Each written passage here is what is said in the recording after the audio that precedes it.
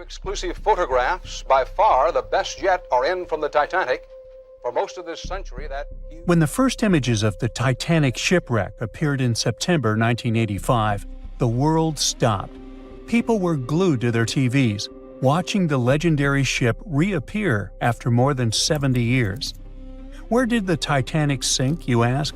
It's located about 400 miles off the coast of Newfoundland, Canada. This so-called unsinkable ship rests in complete darkness, about 12,600 feet below the surface. Yep, that's how deep the Titanic is. But even after such a long fall down to the ocean floor, the front part, known as the bow, still looks surprisingly intact.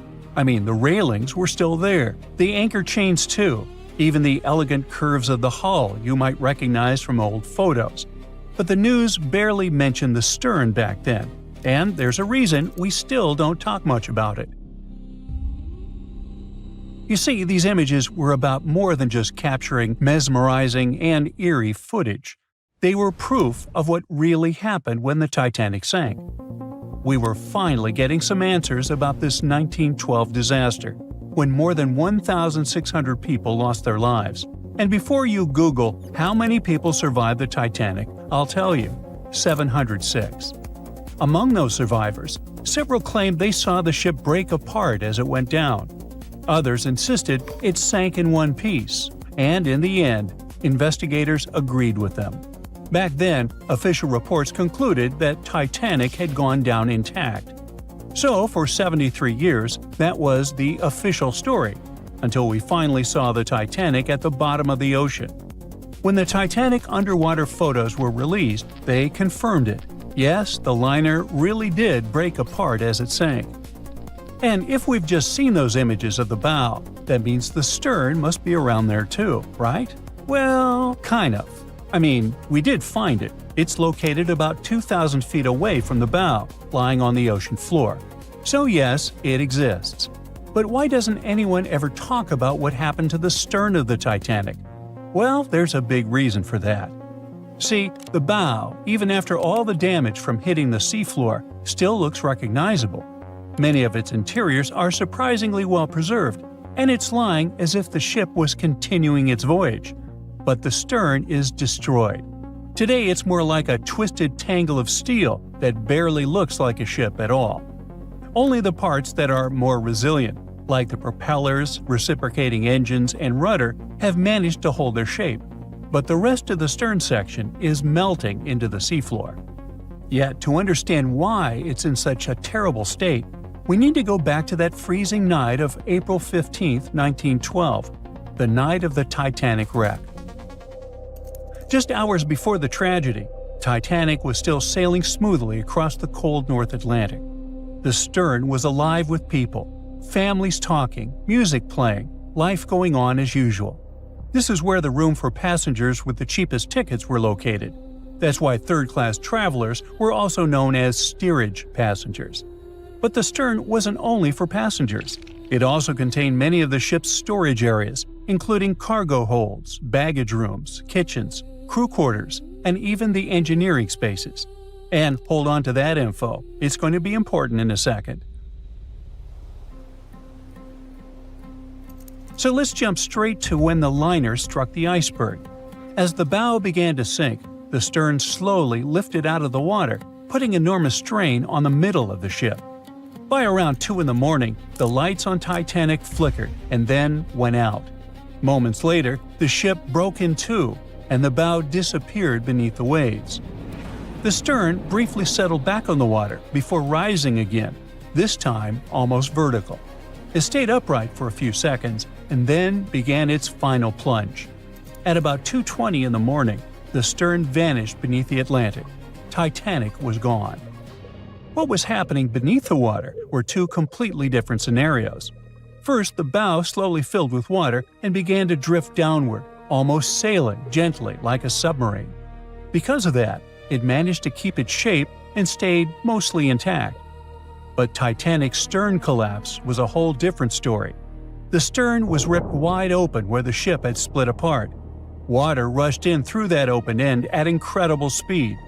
This sudden flooding made the stern plunge downward much faster than the bow. The rush of water created so much turbulence that pieces were ripped off and scattered all around the ocean floor. Now, remember what I said earlier about the spaces inside the stern? Those huge storage areas were wide open, and many of them contained air pockets. So when the stern section broke away, it still had compartments filled with trapped air. As it spun down into the depths, this increasing water pressure crushed those pockets one by one. The surrounding structure began to implode, scattering pieces of metal, furniture, statues, and passengers' belongings across the ocean floor. So many experts believe the immense water pressure made that section collapse as it sank, and that's why we can't see much of it today. And now you know the answer to the Titanic back section mystery. We don't talk about it much, simply because there's not much left to see. It's like the part of the Titanic story that's too broken or too painful to talk about openly. The side of the ship that truly feels lost. And sorry to say this, but that's the future of the bow, too. I mean, it won't be there forever. The iconic shape of the wreck is changing year after year, and not in a good way. The front part of the Titanic is deteriorating, and one day it'll be entirely gone. Down on the seabed, the Titanic faces enormous pressure, nearly 390 times greater than at the surface. The good news is there aren't any air pockets left inside the ship, so big implosions won't happen again. But the bad news is that the ship's own weight is now helping to tear it apart. As those 52,000 tons of steel slowly settle into the ocean floor, they twist and pull on the hull. Submersible missions have already spotted large cracks running through the steel plates, and even the decks themselves are starting to cave in. And there's something else. The wreck might look cool and spooky today, but that actually comes from a thick layer of bacteria and microbes covering it. The problem is, they're slowly eating the Titanic. Yep, most of the corrosion happening down there is caused by bacteria, and this is gradually weakening the entire structure. Steel plates, beams, and supports are getting thinner every year. Scientists estimate that the ship is losing between 0.13 and 0.2 tons of iron every single day. Still, even at that rate, the wreck won't vanish overnight. Experts believe it could take up to 420 years for the liner to disappear completely. Until then, we'll keep watching this sad but natural process unfold. Parts of the ship have been falling apart little by little since the night when Titanic sank, and a lot has already changed since we started taking underwater photos, like the railing sections that have dropped and the ceiling in the captain's bathroom that's collapsed. That's why so many expeditions are now focused on capturing footage and detailed scans of the Titanic shipwreck, to preserve its memory before the ocean takes it all. It's our way of keeping the story alive, even as time and nature continue their quiet work. Maybe those hungry bacteria can take a break from their buffet, so that Titanic can rest in peace with many more years to come. Titanic sank on April 14, 1912, and all of the passengers' belongings and ship's paraphernalia went down into the deep, dark waters with it. These objects patiently waited to be discovered until 1985. Titanic sank fast, and there seemed to be almost nothing left from the ship. Yet divers and small submarines managed to retrieve plenty of artifacts from the wreckage. If you wonder what those surprising items look like, hey, join me. A number of museums have collections of Titanic items rescued by divers or donated by survivors and their relatives. And some of those items are even sold at auction. So if you're ready to spend a pretty penny on an exclusive artifact, hey, why not? The first artifact on my list is a pocket watch belonging to a Titanic passenger, John Chapman. John and his wife Elizabeth were on their honeymoon. When the ship hit the iceberg, Elizabeth was offered a seat on a lifeboat next to her friend Emily Richards. There was a problem, though. Mr. Chapman couldn't enter the lifeboat. Elizabeth turned to her friend Emily and said, "Farewell. If John can't go, I won't go either." Now, that's what I call true love. After a short time, the ship went under. If we step back and return to Chapman's pocket watch, we'll notice one more heartbreaking detail. Experts believe the watch stopped around the time the ship finally submerged. Do you remember the iconic scene in the Titanic movie where the ship's band continued to play while the ship was sinking? The violin, played by the real musician, was sold in an auction for $1.7 million in 2013. They say the band played Nearer My God to Thee as the ocean liner sank. Since we started talking about the band, we might as well shed light on a piece of music found on the ship. It was the song Put Your Arms Around Me, Honey. Considering the fact that paper gets ruined almost instantly when it meets with water, it's a miracle to see those documents. Another saved paper document is the lunch menu. The first-class passengers wore their beautiful dresses and enjoyed their meals without knowing that it was their last lunch. This unique item was auctioned for $122,000. Meals were offered based on class. For instance, a first-class passenger would eat roasted turkey with cranberry sauce, spring lamb, or baked haddock. In comparison, a third-class lunch consists of stuff like rice soup, fresh bread, roast beef, and brown gravy. There were also cabin biscuits, which the passengers would eat to diminish seasickness. It wasn't just the menu. A VIP ticket was also retrieved. The ticket number is still readable, 1342. Number 5 is Edwardian perfume samples. A chemist named Adolf Saalfeld stepped onto the Titanic with various perfume bottle samples. Why did he bring these samples with him? Well, Saalfeld planned to open a fragrance store in America. 61 vials of perfume sank with the ship. Luckily, their owner managed to survive and get there safely, but his samples sank and were only rediscovered some time ago by the divers. When we accidentally drop a plate, it usually shatters into pieces. Now, there's a question. Do you think an unbroken plate can be recovered from Titanic? The answer is yes. Original White Star tableware is proof. Apparently, each class of passengers didn't just get different meals, but was also served with different types of plates. The retrieved plates have a green and brown floral motif. The edges have a gold rim, and there's a logo in the center. By the way, they're sold at auction, and you can find them online.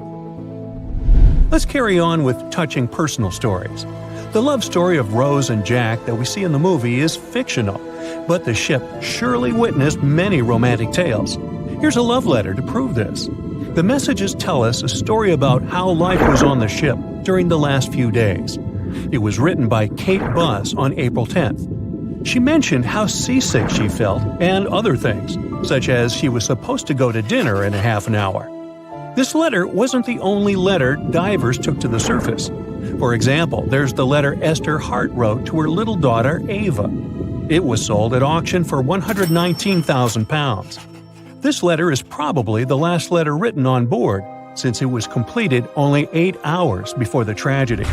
The letter is not that damaged because it was in the pocket of Esther's husband's coat. Another letter we can mention is Dr. John Simpson's letter. Those words were the last words that he wrote to his mother. Let me introduce you to Edith Rosenbaum. She was on the ship with her lucky toy pig. Edith had been severely injured in an accident before she sailed on the big ship. The toy was a present from her mother as moral support for her recuperation process. It was actually a music box in the shape of a pig. Edith used it to calm frightened young people in the same lifeboat. The next item on the list is the scout whistle of Lillian Winifred Bentham. She was a second-class passenger. On that terrible night, Lillian was in her stateroom. She didn't believe that the Titanic could sink. After all, it was the unsinkable ship. Her friend came to her and convinced her to hop into a lifeboat. Only then did she realize how serious the situation was. Moments later, she saw the ship break into 2 parts. As the lifeboat floated into the night, Lillian saw a crewman who was also rescued. Without a second thought, she wrapped the man with her fur coat. It was freezing, so she probably saved the man's life by doing that. The young man wanted to thank her for her kindness, so he gave Lillian a scout whistle. It was the whistle he used throughout the night to call for help. This pair of white gloves is one of the rarest artifacts recovered from Titanic. These cotton gloves belong to a gentleman. The owner's identity is unknown. Fabric can't last underwater for decades. But these gloves look fine, and you can still see the fine detailing and elegance. An alarm bell has also been found. Yes, that's the famous bell, the one that rang to warn people about the iceberg. Frederick Fleet and Reginald Lee were on lookout duty the night of the accident. Both of them survived. Fleet was the one who saw the iceberg before the ship struck it. What's ironic is that Fleet and Lee didn't have access to binoculars. They were stored in a locker in the crow's nest, but the key to the locker was in the pocket of a crew member who was reassigned to another ship at the last minute and didn't leave the key. They could have seen the iceberg sooner if they had had pairs of binoculars. If they had had it, the Titanic could have gotten out of the way. Divers discovered not just belongings of passengers or the crew, but also pieces belonging to the ship itself. Our next artifact is the Grand Staircase. Some parts of this iconic structure are recovered from the wreck. Turns out that this staircase became a meeting spot among first-class passengers. If they wanted to visit the Turkish baths for a spa day or eat dinner, they met at the staircase and went together. This staircase was a sign of how luxurious some parts of Titanic were. Another miraculously saved object that belongs to the ship is its plan. It was one of the most expensive artifacts sold at auction. The plan is around 30 feet wide. What else? The logometer was also discovered. It's a device used to check the sailing speed of the ship and the distance it covers. The experts say that from the start at noon on April 14th, the device logged 268 nautical miles. And there's more. A giant chunk of hull, known as the Big Piece, was also found. This fellow weighs 15 tons. The larger portholes were for the cabins, and the smaller ones were for the restrooms. This piece was found in 1994, but it was in 1998 when it was successfully taken out. After all these years spent underwater, it was swarming with sea life. Still surprisingly, the portholes still had glass. Now, let's assume you were a diver and you could only take out one of these objects. Which one would you pick? That's it for today. So hey, if you pacified your curiosity, then give the video a like.